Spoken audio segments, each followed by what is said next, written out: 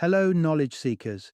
In this episode of 20-Minute Books, we delve into Capitalism, Socialism, and Democracy, an essential text that unpicks the fabric of economic organization and its relationship with political structures.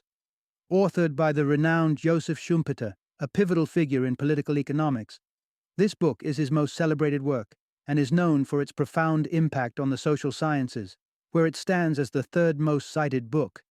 Written in 1942, Capitalism, Socialism, and Democracy remains strikingly relevant as it theorizes the inherent vulnerabilities within the capitalist system that may lead to its eventual decay, brought about by the very mechanisms that propel it. Schumpeter introduces us to the concept of creative destruction, the process by which innovation revolutionizes the economic structure from within, incessantly destroying the old one and incessantly creating a new one. It is a narrative that champions the entrepreneur as a central agent of change within this framework.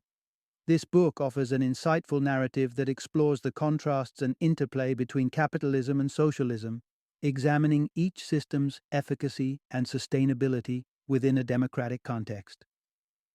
Schumpeter presents a critical outlook on these ideologies, providing a nuanced discussion conducive to an in-depth understanding of their effects on society. Intended for students of social sciences, political enthusiasts, economic scholars, and anyone with a curiosity about the trajectory of capitalist economies, Capitalism, Socialism, and Democracy is an intellectual journey that elucidates complex economic theories through the astute observations of one of the 20th century's leading economists. Whether you're seeking to grasp the intricacies of political economy or ponder the future of capitalism, Schumpeter's work promises a thought-provoking read. Join us as we summarize the key insights from this landmark publication in the space of 20 minutes.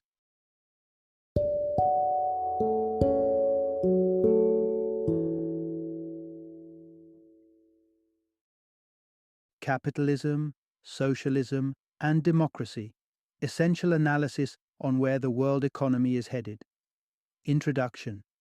The perpetual debate. Can capitalism really endure? As individuals steeped in the modern world, it's easy to believe that the economic system we're familiar with is the only one that makes sense. Capitalism has long been hailed as the victor in the ideological arena, but questions about its sustainability and suitability persist. Imagine entering a time machine and traveling back to the 1930s. This is when the economist Joseph Schumpeter delved into these pressing questions and crafted a theory that continues to captivate thinkers today. Schumpeter contended that capitalism isn't the invincible force many take it for. According to him, capitalism carries within it the seeds of its own destruction. This future journey through the economist's enlightening and possibly prophetic theories will unravel the intricacies of his argument, which critically dissected economic mechanisms and thoughtfully examined the repercussions on societal organization. Beyond the economics, Schumpeter's insight into democracy. Step beyond the world of supply and demand into Schumpeter's views on democracy. Unlike many who define democracy through a lens of idealism, Schumpeter approached it with a pragmatic twist, laying out a definition that sticks closely to the reality of how decisions are made and leadership is chosen within societies. Unlearn what you know. The fallacies of Marx. Bring your economic conceptions to the table as we unpack what Karl Marx may have gotten wrong. Schumpeter's critique of Marx doesn't just pinpoint inaccuracies, but offers a perspective shift on the ways economies transition and evolve. The ebb and flow of progress. Civilizations leap from mysticism.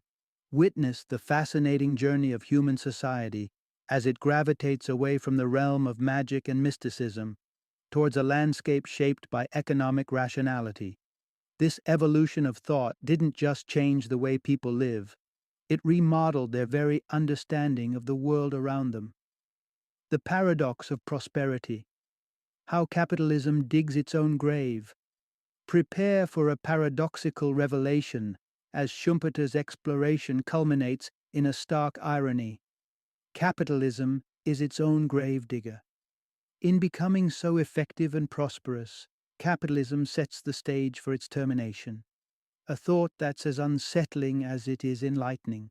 Through this journey, listeners will gain not just a summary of Schumpeter's work, but a window into the philosophical and economic zeitgeist of an era, and a reflection on how those ideas resonate today. Part 1. Marx's prophecies fall short of grasping capitalism's dynamic nature. Consider the figure of Karl Marx, towering over the landscape of social sciences with his predictions of a proletarian revolution. It's easy to see why some regard Marxism with a near-religious reverence. Through its paradigm, even the mundane is inspected with revolutionary fervor. Marx's theory that economies shape societies and are cyclical in nature made him a visionary of his time. He foresaw economic crises as a regular occurrence within capitalism's pulse. Karl Marx's economic theories were prophetic, but they're too static for the modern capitalist world. Diving into Marx's discourse, we encounter his dramatis personae, the proletariat and the bourgeoisie, locked in an economic waltz. Here, capitalists wring surplus value from workers' toil, the root of profit that ultimately leads the proletariat down a spiral of poverty as earnings thin out across expanding enterprises. Joseph Schumpeter, however, perceived the framework of Marx as somewhat reductionist, ignoring the vital faction of entrepreneurs, the catalysts invigorating capitalism with innovation and aspiration. Marx's theory, in Schumpeter's view, fails to account for their transformative role. Schumpeter critiques Marxism for its static nature, lacking the agility to track capitalism's perpetual metamorphosis. Rather than fostering oppression and impoverishment, as Marx argues, Schumpeter contends that capitalism is a tide lifting many boats, enhancing overall living standards. Next, we will explore how Schumpeter argues that capitalism does not suppress, but in fact has historically elevated the prosperity of the masses. Part 2. The transformative power of capitalism in society and thought. Tracing the contours of progress under capitalism, one can hardly ignore its significant contributions to societal advancement. Marx himself, in The Communist Manifesto, acknowledged this phenomenon, considering capitalism a crucial step toward the socialist future he envisioned. When we look under the hood of capitalism, we find a robust engine driving economic growth. Take the United States as an example. From the dawn of the Industrial Revolution through the 1940s, the nation's gross domestic product swelled consistently, with an approximate 2% increase each year. But economic growth is only the tip of the iceberg when considering capitalism's achievements. Here's the key message. Capitalism is responsible for great social and intellectual progress.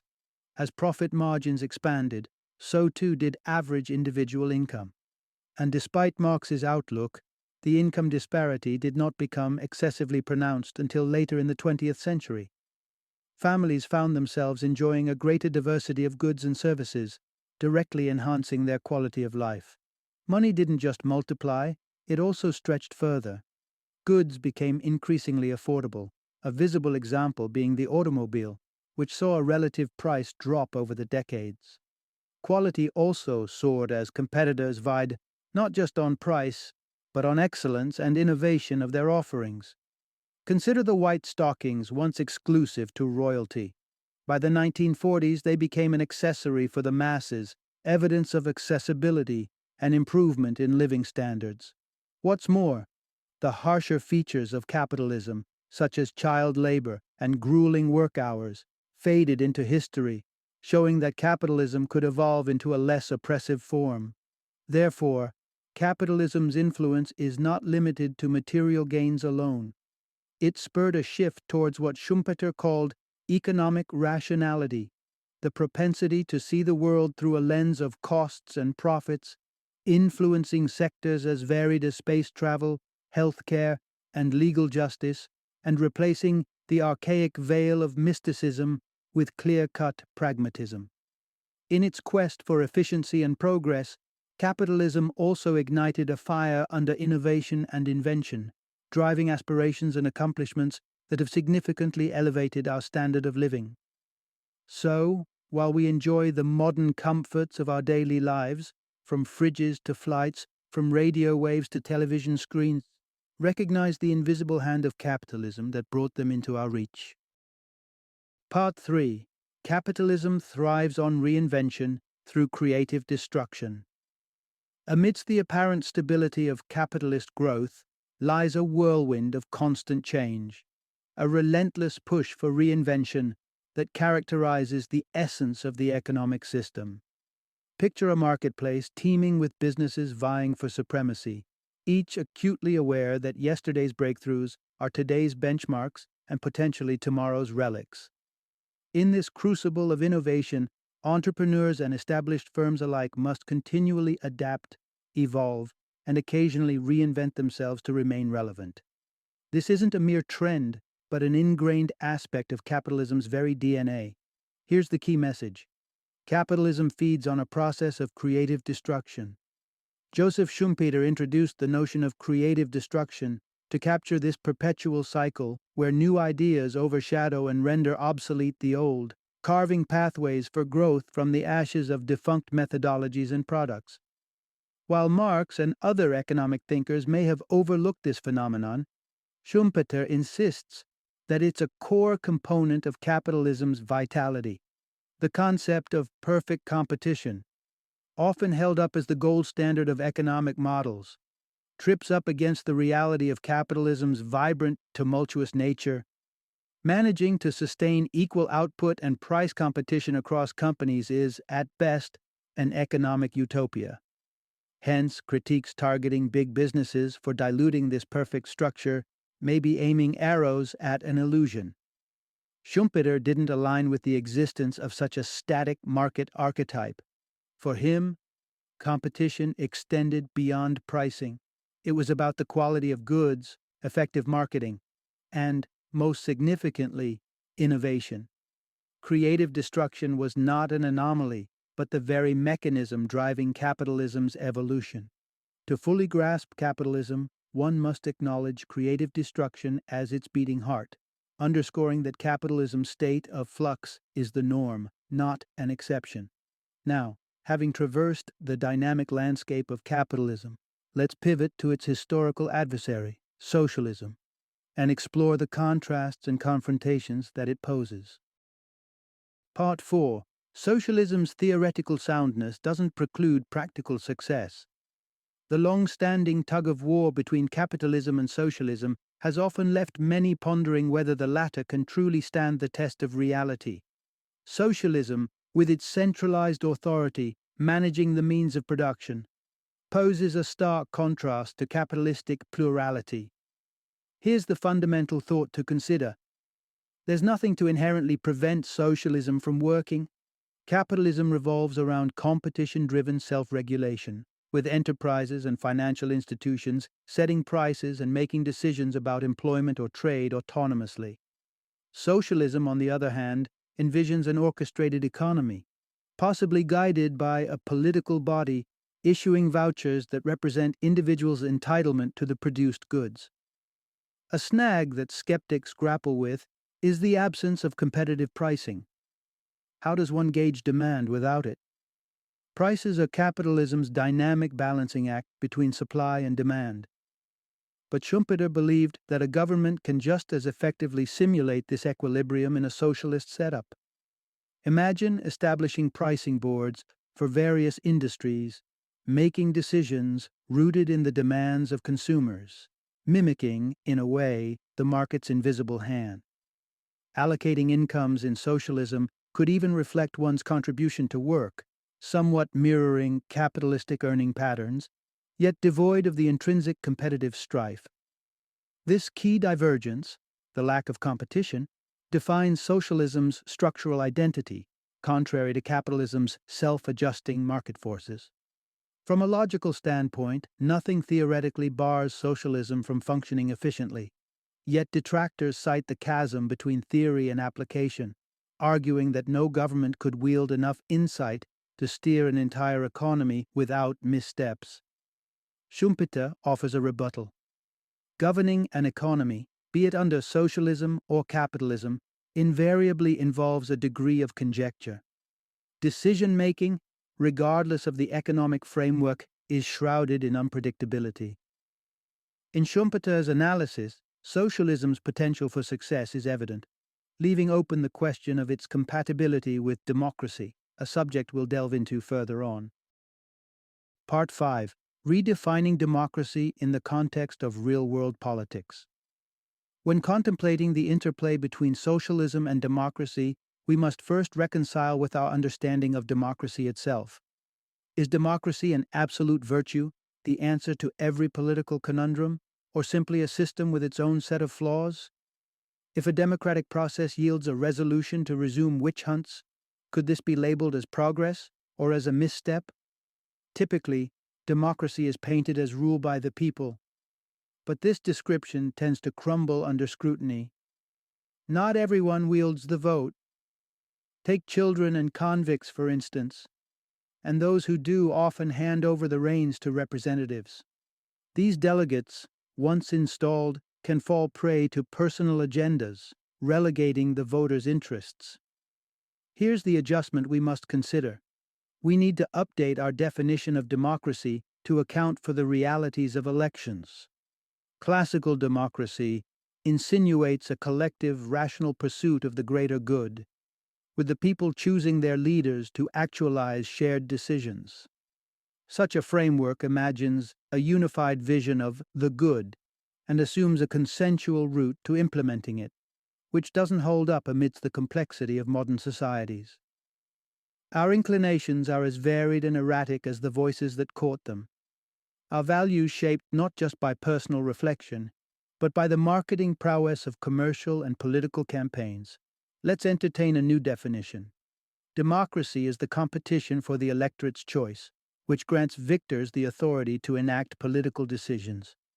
This interpretation aligns more tightly with democratic operations. It acknowledges the central role of leadership in governance, clarifying that the people's duty is to elect, not to govern. It accepts that no democratic regime can perfectly embody the totality of its constituents, serving instead the interests of a majority.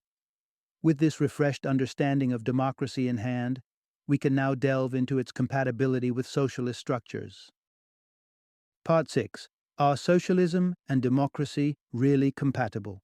The relationship between socialism and democracy is a dance of possibilities and pitfalls. Throughout history, socialism's promise of true democracy has been both a slogan and a battle cry, with deeply divided opinions on whether its implementation justifies undemocratic means. Socialism has demonstrated a chameleon-like adaptability across different contexts. Whereas in Russia, it unfurled through autocratic methods, it found a more democratic expression in Belgium, the Netherlands, and England. But under what conditions can democracy flourish, and can socialism foster those conditions, particularly after capitalism has set the economic stage? Here's a vital observation. Socialism may be as compatible with democracy as capitalism, under certain conditions. Firstly, democracy's lifeblood is the quality of its leadership. It thrives when the field of politics is attractive to individuals who are not only intellectually capable, but also genuinely concerned for societal well-being. Secondly, democracy's boundaries must be well defined. Not every facet of public life demands a democratic verdict. Institutions like Supreme Courts exemplify decisions taken outside this democratic scope. A robust and responsive bureaucracy forms the third pillar for functioning democracy, handling the nitty-gritty that sustains the decision-making infrastructure. And crucially, the smooth functioning of democracy hinges on a collective acceptance of the decision-making process and the ability to manage dissension peacefully. According to Schumpeter, democracy came to light amidst capitalism's embrace of rationalist thought. But crucially, the prerequisites for democracy don't exclusively align with capitalism or socialism. Both systems can theoretically support a democratic framework. Admittedly, no system is infallible. democratic operations may stumble in complexity, and under socialism, a centralized authority's capacity to drive an efficient economy may come under strain. Yet these concerns are bumps in the road rather than dead ends. The coexistence of socialism and democracy is within reach, a prospect drawing significance from the looming possibility, as Schumpeter contemplated, that socialism might one day supersede capitalism as the dominant economic order. Part 7, Capitalism's Success Story, may end in self-destruction. The destiny of capitalism is shrouded in economic irony. Schumpeter, with unwavering conviction, declared that capitalism's own triumphs sow the seeds of its downfall, setting the stage for a socialist future. But what brings about this peculiar twist of fate? Consider the relentless pursuit of advancement through creative destruction in capitalism.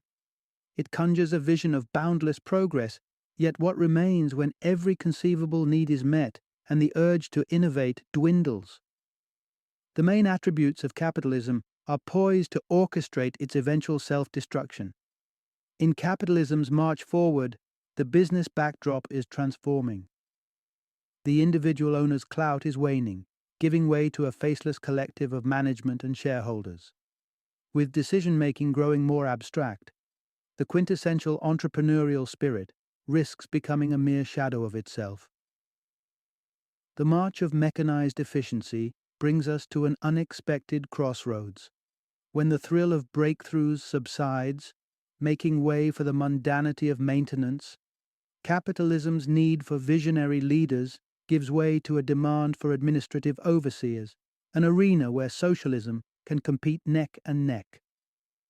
Moreover, capitalism's own rationalist doctrine starts eroding its foundations. The empowerment to question and critique part of capitalism's rationalist heritage soon targets capitalism itself. Bourgeois intellectuals, once champions of the capitalist class, now increasingly extend sympathies to the proletariat, sowing dissent within their ranks. Yet another unintended consequence of rampant rationalization is the transformation of family dynamics and perspectives surrounding child rearing. When the decision to have children is put on a scale weighed down by economic calculations, the choice to be childless becomes enticing. Property and long-term investments lose their luster, and the motivation to earn and save diminishes, a blow to capitalism's lifeblood of relentless growth. As prosperity heightens, leisure proliferates, and education broadens under capitalism, the drive that fueled the system's ascent may falter. This enigmatic undercurrent threatens to unravel capitalism, potentially ushering in an era of socialism. Schumpeter foresaw capitalism's self-engineered end, clearing the path for socialism. And while this transition may seem disquieting, it could forge a new chapter of progress if we manage to marry socialism with the principles of democracy. Final summary. Capitalism's defining characteristic is its fluidity, an unending cycle of creative destruction that relentlessly reimagines products, industries, and markets. Yet, it's this very force of relentless change that also nibbles at the roots of its key pillars: entrepreneurship and market competition. As the tendrils of capitalism dig deeper, they paradoxically loosen the soil for socialist ideologies to take root. Crucial aspects of capitalism, from the dismantling of traditional business ownership to the propagation of anti-bourgeois sentiment, catalyze this ideological shift. In essence, capitalism, by advancing its agenda, sets itself on a collision course with obsolescence, laying the groundwork for a socialist emergence. The hypothetical successor, socialism, could operate effectively under conducive conditions. However, intertwining the threads of socialism with the fabric of democracy may prove challenging.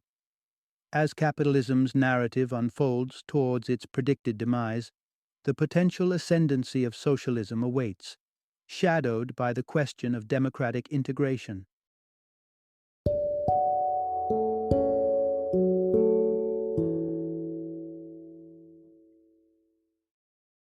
Thank you for joining me today on this journey of learning and discovery as we explored the insights of another thought-provoking book in our growing library of knowledge. If you've enjoyed our time together, Please take a moment to follow our podcast, give us a 5-star rating, and share 20-minute books with other knowledge seekers. Your support truly means a lot. Don't forget to join me again in the next episode, where we will delve into another enriching book. Until then, happy reading and happy listening.